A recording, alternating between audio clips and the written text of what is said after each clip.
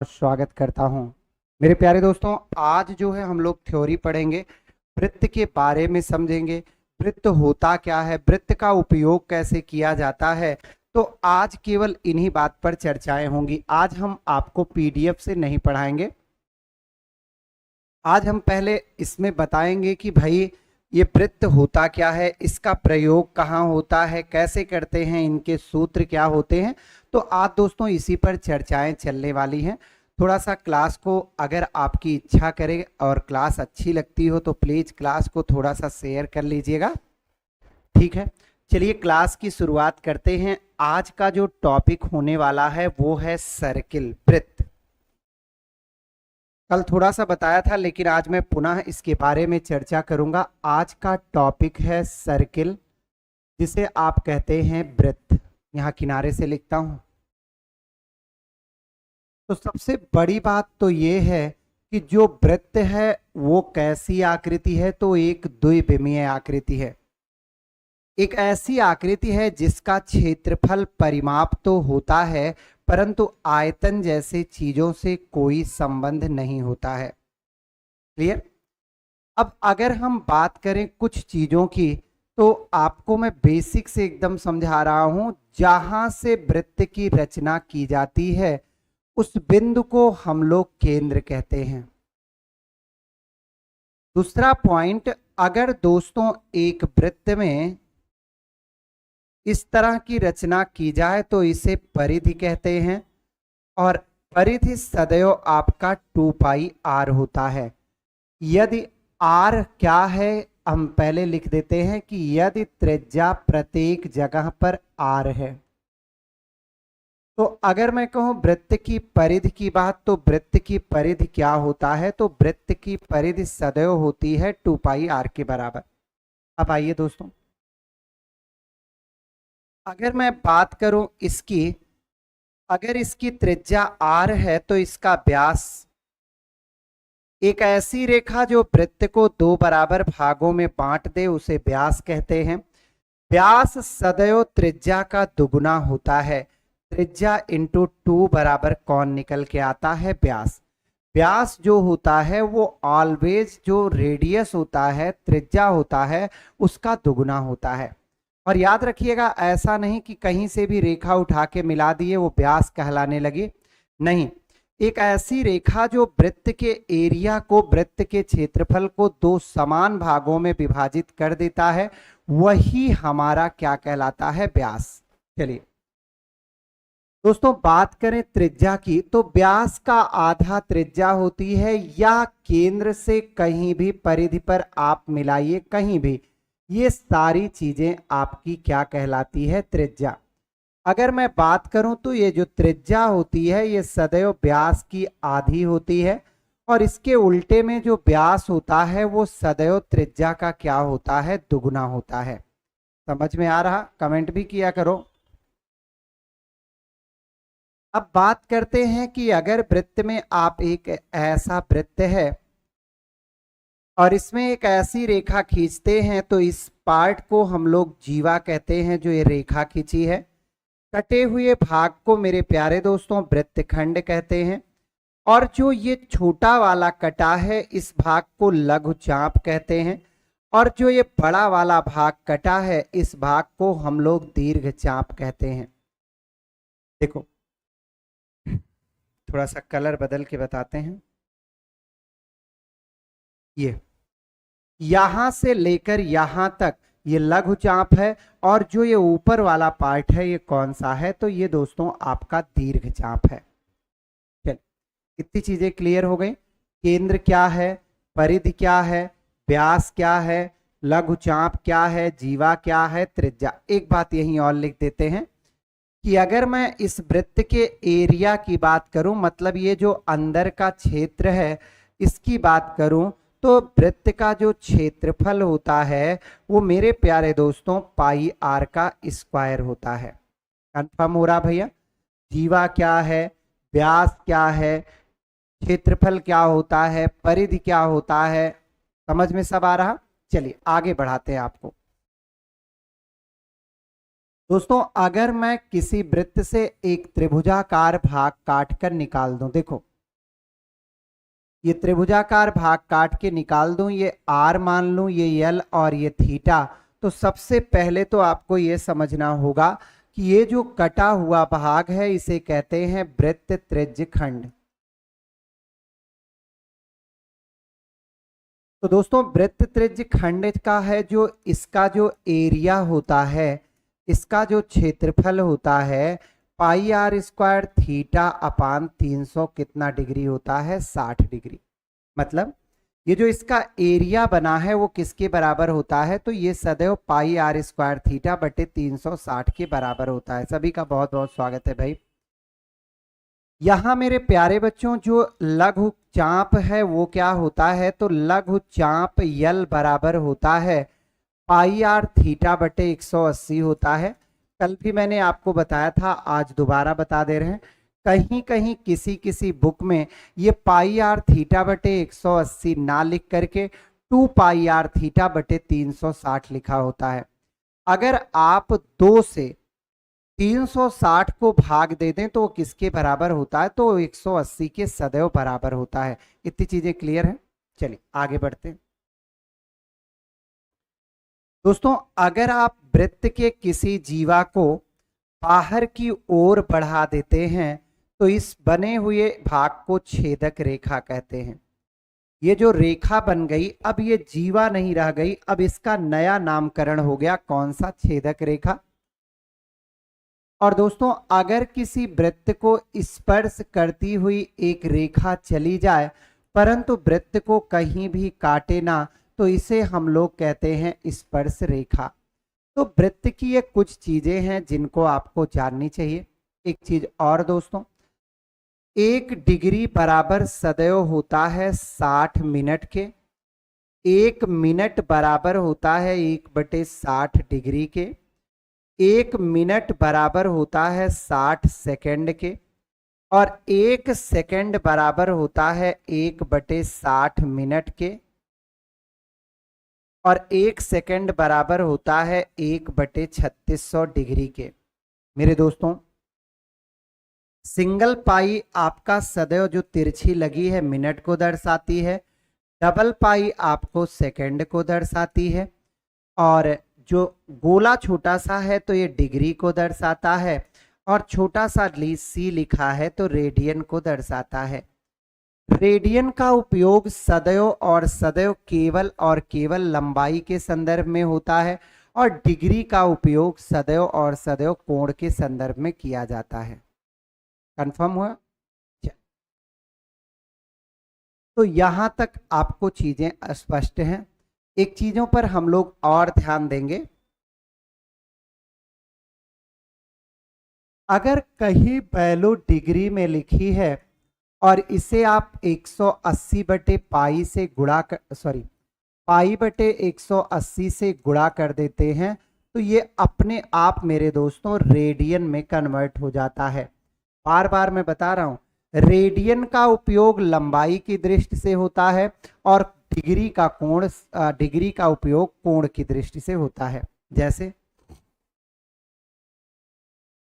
अब मैं कहूं कि भैया ये रेडियन है, इसे आपको डिग्री में बदलना है, तो इसका उल्टा कर देते हैं, 180 बटे पाई, तो ये किस में बदल जाता है, डिग्री में। अच्छा, महत्वपूर्ण चीजें हैं, इनको ध्यान रखिएगा। हो सकता है डायरेक्टली ना आके इनडायरेक्टली आ जाए, आपसे पूछ ले डिग्री में बदलिए, तो आपको ये जानना चाहिए। चलिए इनके पहले टाइप के प्रश्न पर आते हैं जो हम लोगों को देखना और पढ़ना है। तो पहला प्रतिशत पर आधारित प्रश्न होता है, तो इनके एक प्रश्न पहले आप देखिए। जैसे यदि किसी वृत्त की त्रिज्या को मैं आपको इसका पीडीएफ से भी कराऊंगा, लेकिन पहले आप ऐसे देख लीजिए, 20% बढ़ा दिया जाए तो 20% बढ़ा दिया जाए तो अब पहला तो यही पूछेगा कि क्षेत्रफल पर क्या प्रभाव पड़ेगा, जो सबसे ज्यादा प्रचलित है। कहता है क्षेत्रफल पर क्या प्रभाव पड़ेगा, और एक और चीज इसमें होती है, परिधि होती है, किनारा होता है। तो ये भी पूछ सकता है कि परिधि पर क्या प्रभाव पड़ेगा। अब ये चीजें परसेंटेज में मैंने आपको समझाई थी, अगर आप समझे होंगे तो बहुत ही बेहतर ढंग से कर पाए होंगे। नहीं समझे हैं तो एक बार पुनः बताता हूं। त्रिज्या ये कहता है 20% बढ़ाना है तो 100 में 20 प्लस कर दीजिए, तो 120/100 हो गया, तो 6 हो गया और 5 हो गया। मेरे प्यारे दोस्तों, वास्तविक त्रिज्या 5 हो गई और बढ़ने के बाद 6 हो गई। अगर मैं आपसे कहूं कि भैया वृत्त का एरिया क्या होता है, तो आप बताएंगे कि सर पाई आर का क्या होता है, स्क्वायर होता है। तो पाई आर का स्क्वायर, पाई वैसे रहेगा और 5 का स्क्वायर, तो ये 25 पाई हो गया, और बाद में 6 हो गया तो 36 पाई हो गया। आप देखेंगे तो यहां 11 पाई का क्या मिल रहा है, वृद्धि मिल रही है। कितने में, तो 25 पाई में मिल रही है, और गुणे क्या, 100। तो पाई से पाई कट गया, 25 से 100 कट गया, और यहां से आपको जो उत्तर मिला वो कितना मिल गया, 44%। एक बात आपको स्पष्ट कर दूं, बिना किसी कष्ट के, आप चाहें तो पाई ना लिखें तो भी कोई प्रभाव नहीं। अगर परसेंटेज का प्रभाव पूछ रहा है तो जितना आपको सूत्र में सेम टू सेम मिलता है उसे ना लिखने पर भी कोई प्रभाव नहीं पड़ता। अब जैसे बात करें परिधि की, तो परिधि होता है 2 पाई आर। तो मेरे दोस्तों 2 पाई मिल रहा है, सब में सेम रहेगा, आपकी मर्जी हो ना लिखिए, तो केवल आर 5 से 6 हो गया, तो कितना बढ़ा है, 5 से 6 हुआ, तो वृद्धि हो गई एक की, कितने में, 5 में, गुणे 100। 5 से 100 को भाग देंगे तो ये कितना परसेंट आ गया, 20%। अच्छा, अब आपको मैं एक चीज यही नोट करके बताता हूं और भूलिएगा मत, क्या कि परिधि में वही परिवर्तन होता है, परिधि में वही परिवर्तन होता है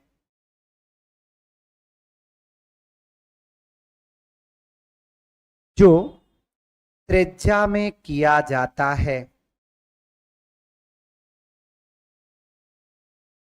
समझ गए?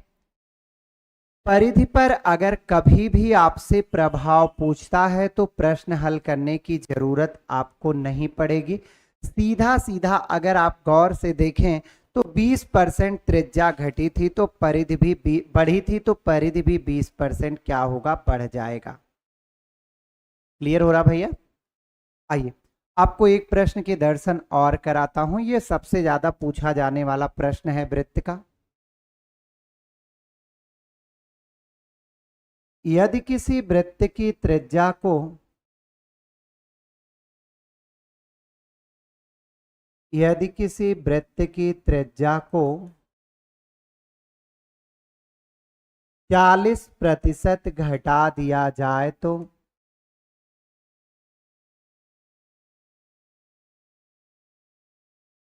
पहला, क्षेत्रफल पर क्या प्रभाव पड़ेगा,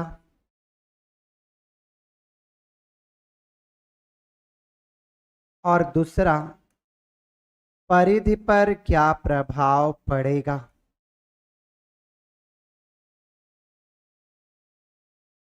तो देखिए, परिधि पर तो आप डायरेक्ट लिखेंगे कि 40% की क्या आ जाएगी, कमी आ जाएगी। मैंने क्या कहा, जो परिवर्तन आप त्रिज्या में करते हैं वही परिवर्तन परिधि में भी हो जाता है। अब सुनना, देखो, तो 40% कमी का मतलब है 100 में 40 घटा दीजिए तो 60/100। बाद की त्रिज्या 3 है, पहले की त्रिज्या 5 है। तो क्षेत्रफल की अगर मैं बात करूं तो क्षेत्रफल मैंने क्या कहा कि क्षेत्रफल पाई आर का स्क्वायर होता है। आप पाई को लिखो या फिर ना लिखो उससे कोई प्रभाव नहीं पड़ता है। तो हम सीधे आर का स्क्वायर कर लेते हैं, तो देखिए 5 का स्क्वायर क्या हो गया, 25। बाद में ये 3 हो गया तो 3 का स्क्वायर 9 हो गया। तो यहां कितने की कमी आई है, 25 से सीधा 9 पे आ गया 16, कितने में कमी आई है 25 में और गुणे 100। मेरे प्यारे दोस्तों तो ये 16 चौक कितना परसेंट हो गया 64%। कंफर्म हो गया। तो ऐसे प्रश्न अगर कभी भी आते हैं तो मुझे पूर्ण आप पर विश्वास है, खुद पर तो नहीं आप पर है, कि आपसे गलत नहीं होंगे। एक बात का और ध्यान रखिएगा, वृद्धि जो है वो 100 से ज्यादा हो सकती है लेकिन कमी कभी भी 100 से ज्यादा नहीं होती। जैसे एक प्रश्न और दिखाता हूं आपको।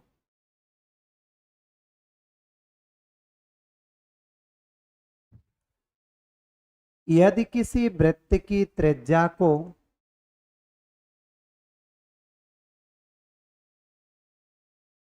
150% बढ़ा दिया जाए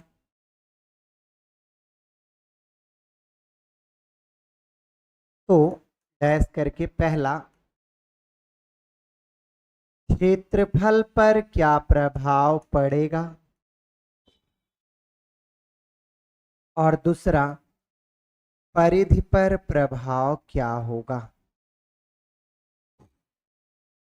तो परिधि वाले के लिए तो आपको कुछ करना ही नहीं, आप तो समझते हैं, डायरेक्ट कर सकते हैं। 150% परिधि क्या होगी, बढ़ जाएगी। अच्छा, अब आपको यहां तकलीफ लेने की जरूरत नहीं है, आप डायरेक्टली कर सकते हैं। जैसे देखिए 150 बढ़ाने का मतलब है 100 पर 150 जोड़ना, तो 250/100। क्लियर है भैया। अरे 150 का मतलब क्या हुआ, 150 में 100 जोड़ेंगे तो 250 कट गया। 5 से 50 25 और 5 से 10। दोस्तों क्षेत्रफल का मतलब ही होता है पाई आर स्क्वायर, तो पाई मत लिखिए, 2 का स्क्वायर 4 हो गया, बढ़ के 5 हो गया, तो 5 का स्क्वायर 25 हो गया। मेरे प्यारे दोस्तों यहां वृद्धि कितने की है, तो 21 की वृद्धि है, कितने में 4 में, और गुणे क्या हो गया 100 हो गया। 4 से काटेंगे तो ये 25 आएगा, 25 1 25 दूना 50 2 52। तो मेरे प्यारे दोस्तों अगर आप त्रिज्या को 50% बढ़ाते हैं तो क्षेत्रफल कितना परसेंट बढ़ जाएगा। आज उत्तर नहीं दे रहे हैं, आज आपको ऑप्शन नहीं मिला तो तुक्का नहीं खेल रहे हैं भाई। तुक्का वालों आज सॉल्व करके उत्तर बताइए ना, तब हम समझें कि हाँ आप समझ गए हैं और आपको सारी चीजें आने लगी हैं। जब विकल्प मिल जाता है तो जैसे विकल्प मिलता है उसमें 4 में से पहले आप एक मार देते हैं। आपको लगता है कि भाई 4 है तो एक एक सही होगा। अच्छा, जिसको सबसे पहले जो लगा देता है उसी को देख देख के अगर उसको 2 4 6 लोगों ने लगा दिया तो बाकी लोग जिनको आता भी नहीं रहता है वो भी वही वाला लगा देते हैं, बहती गंगा में हाथ धुल लेते हैं, चलो भैया पाप अपना नष्ट हो जाए। कंफर्म है। कभी कभी यही प्रश्न थोड़ा सा घुमा देता है, जैसे कहता है यदि किसी वृत्त की त्रिज्या को यदि किसी वृत्त की त्रिज्या को 3 गुना कर दिया जाए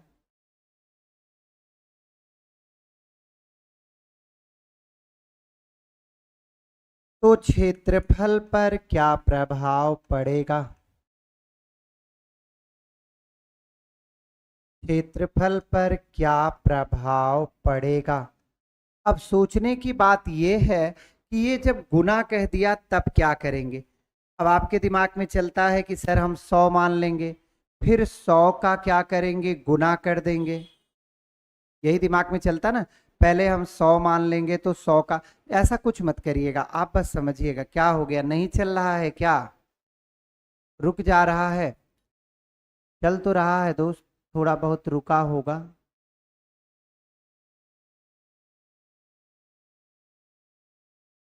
हो सकता है कि बीच में रुक गया हो। अब सही है, कमेंट करिए। अब तो सब पे दिख रहा है, चल रहा है सही, हमारे मोबाइल में ठीक ठाक दिख रहा है। चलिए आइए देखिए, आप करना क्या है, इसमें कुछ नहीं करना।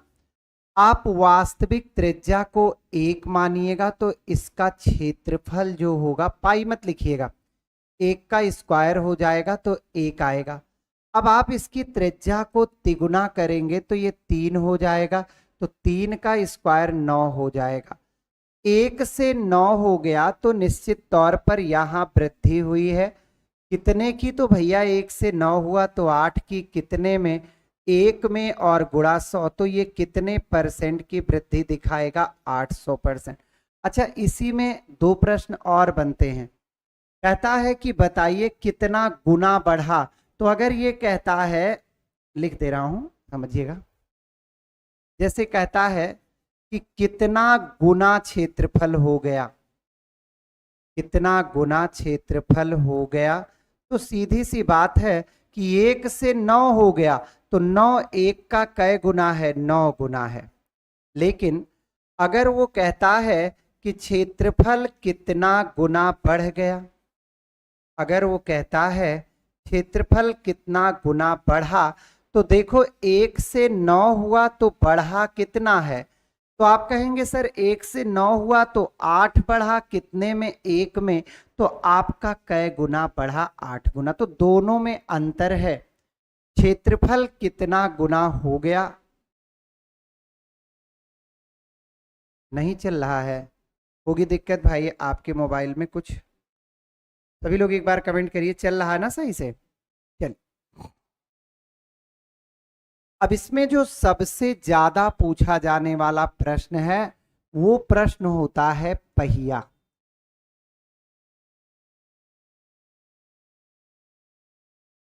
जो सबसे ज्यादा आने वाले परीक्षाओं में, किसी भी परीक्षा में सबसे ज्यादा पूछा जाने वाला प्रश्न है वो कौन सा है? तो वो प्रश्न है पहिया पर आधारित। तो पहिए पर आधारित प्रश्न में एक चीज हमेशा ध्यान में रखिएगा कि किसी पहिए द्वारा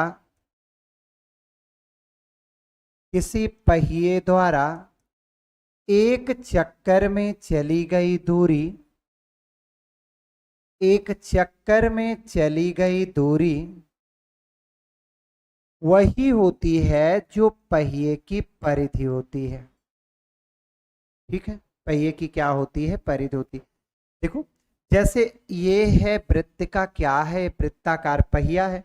तो अगर ये आगे की ओर रोल करते हुए जाएगी तो यहां उतनी ही दूरी ये चलेगी जितना इसका ये गोल गोल क्या है? घुमाव है। तो एक चक्कर में पहिए द्वारा चली गई जो दूरी होती है वो सदैव इस वृत्त की परिधि के बराबर होती है। क्लियर भैया? बताइएगा, क्लियर हो रहा है?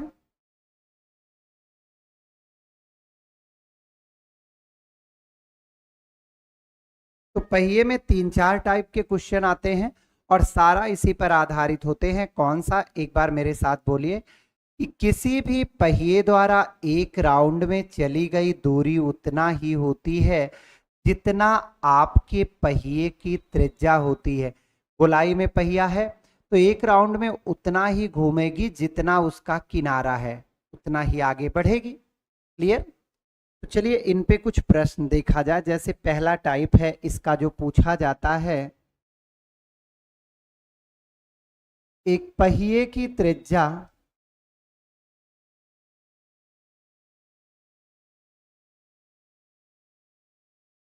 14 सेंटीमीटर है तो यह पहिया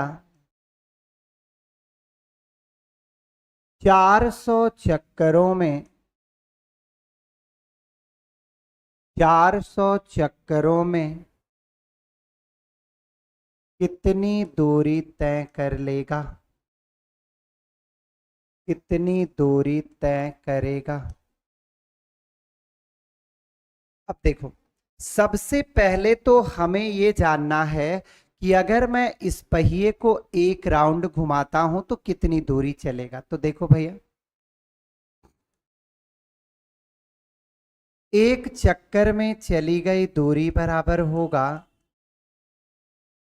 एक चक्कर में चली दूरी बराबर होगा 2πr। मैंने पहले ही बता दिया, वृत्त है तो वृत्ताकार पहिए की ही सदैव बात करेगा।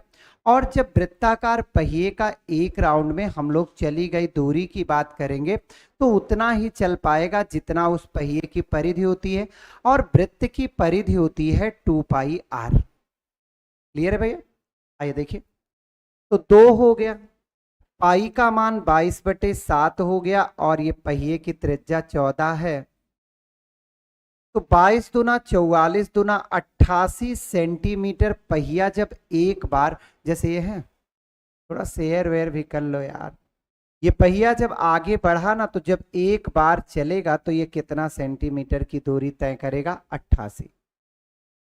इतने कम लोग होते रहते हो ना कि मजा ही नहीं आता, रियलिटी आपको बता रहे हैं, बात आप कहो भले, लेकिन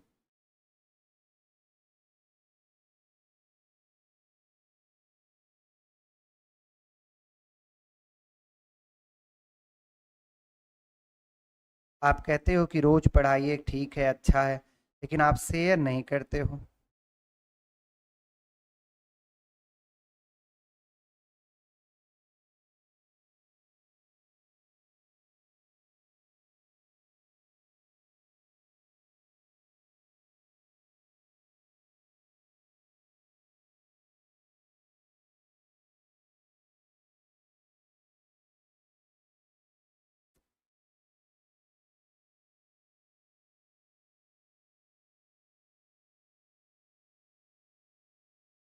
चलिए कोई बात नहीं भाई।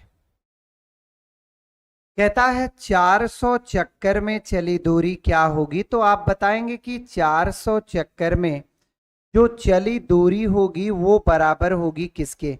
भैया जब आप एक चक्कर में 88 सेंटीमीटर चलते हैं और पहिया वही है, एक बार घूमी तो कितना चली? 88 सेंटीमीटर, तो आगे भी 400 बार में 88 88 तो बढ़ेगी, तो कितना चलेगी? 88 गुणे 400, देखो 2 जीरो हो गया, 4 अठे 32 हो गया, और 32 3 35 हो गया,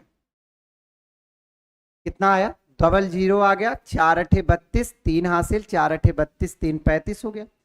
पर दोस्त ये क्या है? सेंटीमीटर है, अगर हम इसको मीटर में बदलना चाहें तो हम किससे भाग देंगे? 100 से। तो ये पहिया कितने मीटर की दूरी तय किया है? 352। 100 से भाग क्यों देते हैं? आप सभी लोग जानते हैं कि 1 सेंटीमीटर बराबर होता है 1/100 किसके? मीटर के बराबर होता है। क्लियर हो गया भैया? चलिए अब देखिए इसी पर एक प्रश्न और।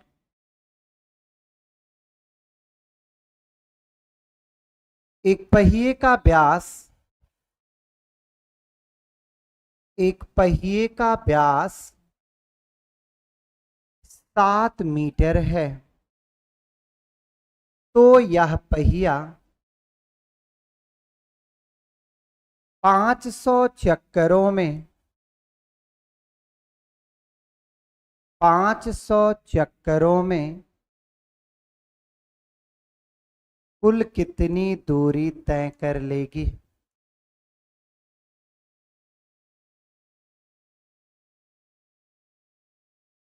आप चाहो तो बिना मेरे बताए भी कर सकते हो, इसलिए कभी अभी तो ऐसा बताया कि कोई भी वृत्ताकार पहिया हो उसके द्वारा एक चक्कर में चली गई दूरी सदैव और सदैव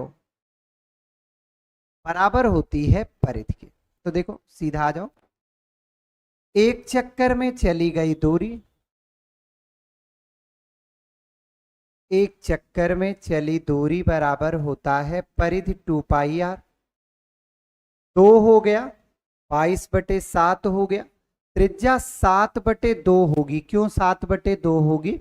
जो 7 है वो इसका व्यास है, और मैंने लिखाया कि जो त्रिज्या होती है वो सदैव व्यास की आधी होती है।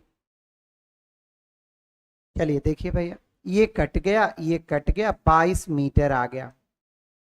तो कहता है 500 चक्करों में कितना चलेगा? तो 500 चक्कर में चली दूरी बराबर हो जाएगा,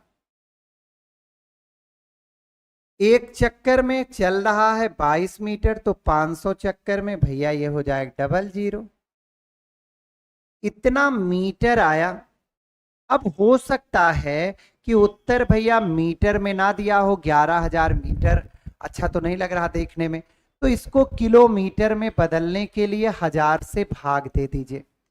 तो 11,000 बटे 1000 इजकल टू क्या? 11 किलोमीटर। क्यों? आप चाहें तो लिख सकते हैं कि 1 मीटर बराबर होता है 1/1000 किलोमीटर के। सही भैया, एकदम से क्लियर हो गया। तो बस इतना आप अपने दिमाग में बैठाइए कि किसी भी पहिए द्वारा एक चक्कर में चली गई दूरी जो होती है वो सदैव बराबर होती है किसके? उस पहिए द्वारा एक राउंड में चली गई दूरी परिधि की बराबर होती है। तो ठीक है भाई, यहां से हम लोगों ने क्या निकाला कि कितना दूरी चलेगा। अब दूसरा प्रश्न क्या बन सकता है?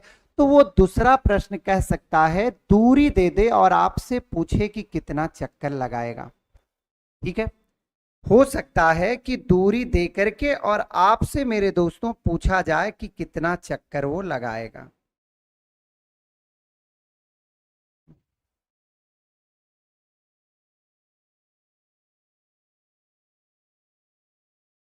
चलिए चलिए ठीक है, समझ में आ रहा, कोई बात नहीं।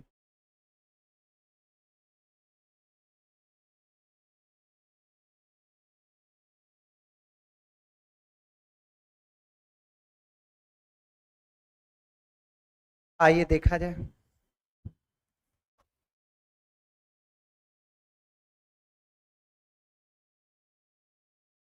अब देखिए, अब मान लीजिए मैं आपसे यहां कहूं कि एक पहिए की त्रिज्या,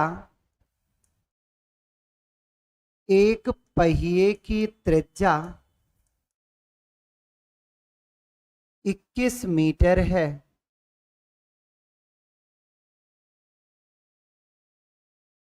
किस सेंटीमीटर है? तो यह पहिया 924 मीटर की दूरी, 924 मीटर की दूरी कितने चक्करों में तय कर लेगी? अच्छा, लिख के पढ़ाने में कोई दिक्कत तो नहीं हो रहा है? लिख के पढ़ाने में एक चीज बहुत आसान हो जाता है कि हम जैसे चाहें वैसे, मतलब स्टेप बाय स्टेप चल सकते हैं। जबकि जो टाइप वाले क्वेश्चन होते हैं ना, उसमें क्या होता है कि एक क्वेश्चन मान लीजिए पहिए पर आधारित आ गया, तो अगला क्वेश्चन हो सकता है कि मैदान पर आधारित आ जाए।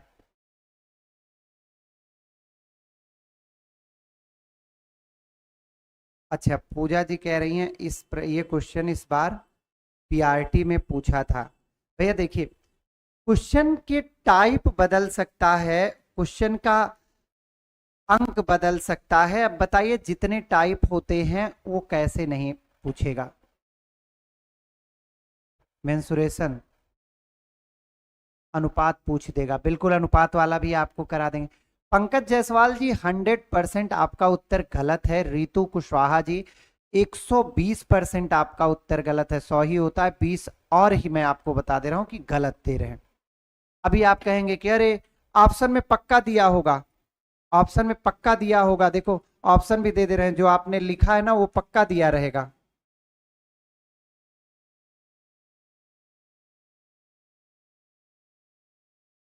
हाँ, लो ऑप्शन भी दे दिया। तो आप ऐसे ही मारते हैं एग्जाम में, फटाक से उत्तर देते हैं और आप कहते हैं कि अरे मैंने तो सही किया था पर पता नहीं क्यों नंबर वे कम आया। प्रश्न आप ध्यान से पढ़ते ही नहीं हो मेरे भाई। प्रश्न पहले ध्यान से पढ़ो, आओ हम ध्यान से पढ़वाते हैं। कलर चेंज कर दें? अच्छा नहीं है मेरे हिसाब से। एक चक्कर में चली दूरी क्या हो गई? तो आप कहेंगे सर परिधि होती है 2 पाई आर, इसमें कौन सा नई चीज बता रहे हैं?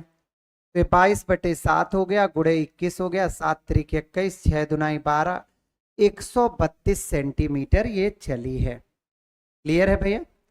अब मेरी बात को बहुत गौर से आप सुनेंगे तो मजा आ जाएगा। अब देखो 132 सेंटीमीटर ये चलेगी कितनी बार में? एक बार पहिया घूमेगा तो कितनी दूरी तय करेगा? 132 सेंटीमीटर तय करेगा। कोई बात नहीं भैया, आगे बढ़ो। अब दूरी दिया गया है 924 मीटर।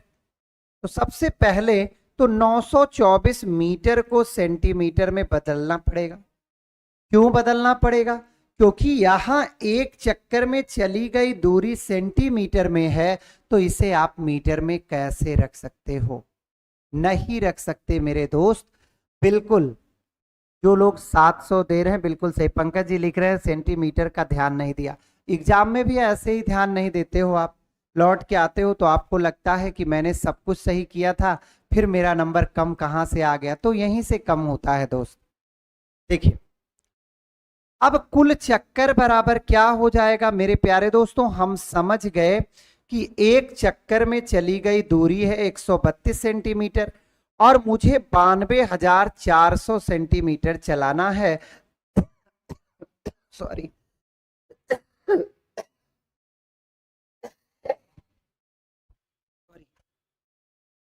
तो इससे इसको काटो, 7 बार में कट जाएगा, डबल जीरो और 700 चक्कर आ जाएगा। तो ये बिल्कुल नहीं होगा। अब आप वहां सॉल्व करते हैं, जल्दी में मार करके निकल जाते हैं और जैसे मार के निकलेंगे आपका उत्तर गलत। अगला वाला जिसने 700 दिया है उसका उत्तर बिल्कुल से सही हो गया। और भैया ऐसा नहीं है, आप चेक कर लीजिए, ये प्रश्न कई बार और कई एग्जाम में, आपके ही नहीं कई जगहों पर आया है।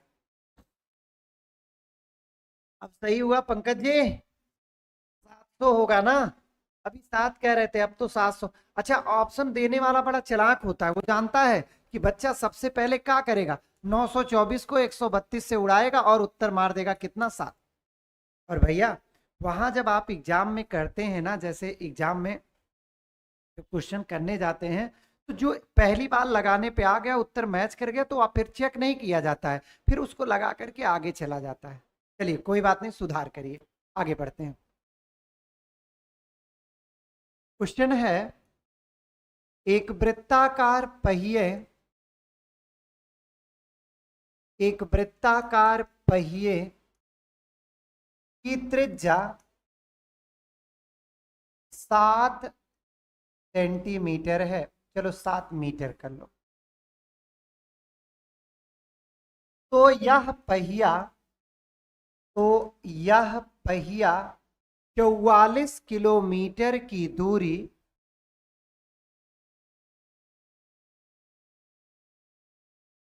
तय करने में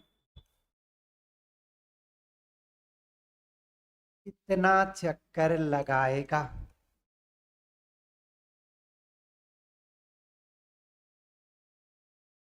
देखा जाए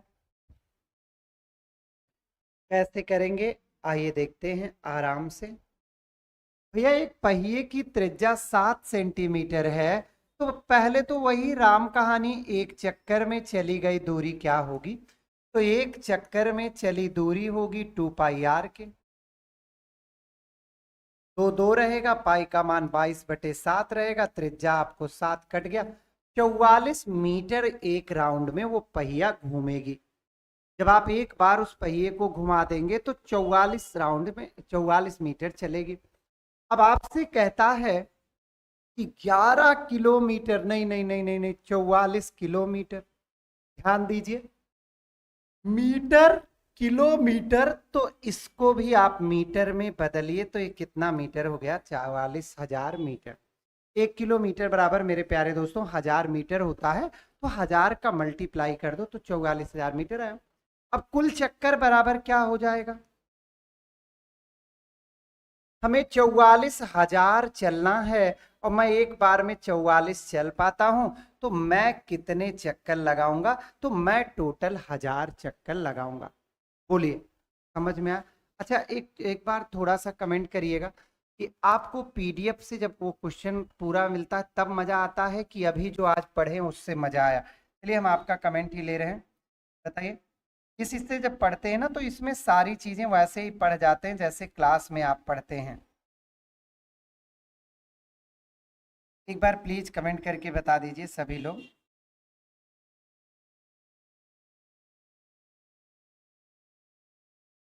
बस आप शेयर नहीं करते हो, संख्या मेंटेन नहीं करते हो। क्वेश्चन तो मैं सब वही देता हूँ कि जो इतना बढ़िया सर्किल आपको बता रहा हूँ, आपको खुद महसूस हो रहा होगा कि सर्किल में कुछ बच ही नहीं रहा, सब अच्छे से बताते हुए एक एक चीज चल रहा हूँ।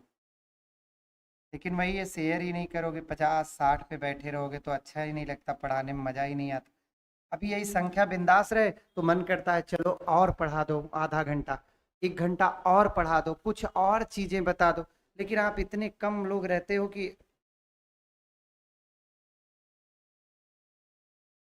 और मेंसुरेशन वगैरह इतना बढ़िया चैप्टर है ना कि अगर आप प्रतिदिन साथ लाइव होकर के पढ़ते हैं और प्रतिदिन देखते हैं और उन प्रश्नों पर खुद से भी जा करके उन प्रश्नों को अपने पास जो बुक वगैरह रखे हैं उससे लगाते हैं ना, तो आपको मजा आ जाएगा।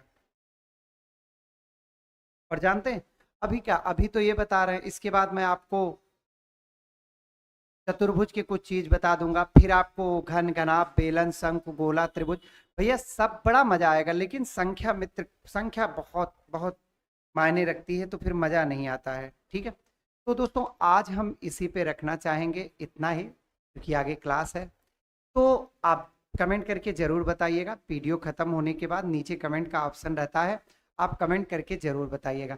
आज की क्लास में मेरे प्यारे दोस्तों बस इतना ही, बहुत बहुत धन्यवाद, जय हिंद।